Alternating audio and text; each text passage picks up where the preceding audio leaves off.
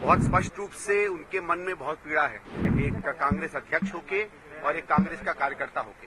और मुझे लगता है कि जो बातें उन्होंने कही हैं, उनकी पीड़ा, इस पर गंभीरता से ध्यान जरूर देना पड़ेगा। दिल्ली में कांग्रेस ऐसी स्थिति में है कि हम संघर्षरत हैं। हम पिछले 8-10 साल से जो दुष्प्रचार हुआ कांग्रेस के खिलाफ, उसके बारे में वापस अपनी पुरानी साख को वापस लाने के लिए हम लोग संघर्ष कर रहे हैं। भारत में इन दिनों लोकसभा चुनाव 2024 के लिए मतदान हो रहे हैं और साथ ही सभी राजनीतिक पार्टियों द्वारा अपनी अपनी जीत के लिए चुनाव प्रचार भी तेजी से हो रहा है। इन सब के बीच दिल्ली में कांग्रेस पार्टी को तगड़ा झटका लगा है। दिल्ली कांग्रेस अध्यक्ष अरविंदर सिंह लवली ने आज सुबह अपने पद से इस्तीफा दे दिया है। अरविंदर सिंह लवली के इस्तीफे के बाद पार्टी में हड़कंप मच गया। इस खबर के बाद दिल्ली के तमाम बड़े कांग्रेस नेता अरविंदर सिंह लवली से मिलने उनके निवास पर पहुंचे। उनसे मिलने के बाद कांग्रेस नेता संदीप दीक्षित का क्या कुछ कहना है, सुनिए।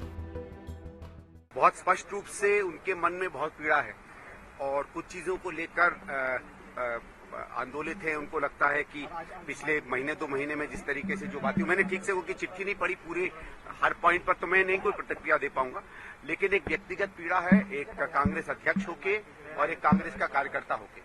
और मुझे लगता है कि जो बातें उन्होंने कही हैं, उनकी पीड़ा, इस पर गंभीरता से ध्यान जरूर देना पड़ेगा। सर, उन्होंने अपनी चिट्ठी में जिक्र किया है कि नॉर्थ ईस्ट की जो सीट है, उन्होंने अपनी उम्मीदवारी छोड़ी। वो चाहते थे कि उनके सहयोगी लड़े, जो वरिष्ठ है, वर्षों से काम करते आए हैं ग्राउंड पर, तो कहीं ना कहीं आपकी तरफ भी उन्होंने इशारा किया है और बाहरी कैंडिडेट तो आपकी तरफ भी उन्होंने इशारा किया। नहीं, वो मेरी तरफ हो किस तरह, वो देखिए, ये तो मैं नहीं कह सकता हूँ, क्योंकि मैंने तो सबसे पहले चांदनी चौक के लिए एक प्रेफरेंस दिया था। बाकी वो तो पार्टी जो निर्णय लेती है। मेरे ख्याल से उनका एक पीड़ा और जो एक अंदर की है कि जिस तरीके से, देखिए, दिल्ली में कांग्रेस ऐसी स्थिति में है कि हम संघर्षरत हैं। हम पिछले 8-10 साल से जो दुष्प्रचार हुआ कांग्रेस के खिलाफ, उसके बारे में वापस अपनी पुरानी साख को वापस लाने के लिए हम लोग संघर्ष कर रहे हैं।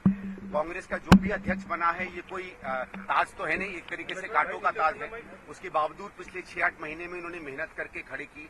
हमारे 2 बड़े कार्यक्रम हुए, आपने देखा होगा, ईस्ट दिल्ली में, उसके बाद इंडिया अलायंस का, उसमें अच्छी खासी भीड़ कांग्रेसियों की आई। तो एक सबको ये लगा था कि धीरे धीरे कांग्रेस जो है जागृत हो रही है।